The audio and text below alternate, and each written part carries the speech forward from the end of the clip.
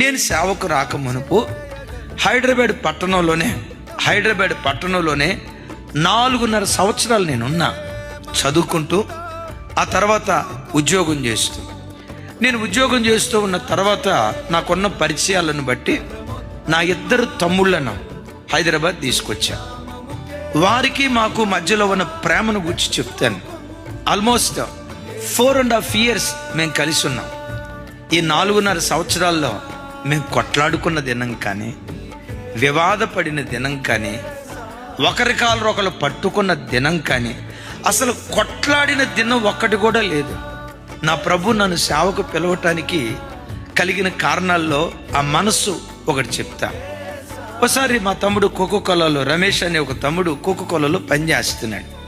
ఆ స్పానర్తో bolt loose చేస్తూ ఉంటే ఏం జరిగిందో తెలీదు, ఆ స్పానర్ వచ్చేసి ఈ వేలును కొట్టి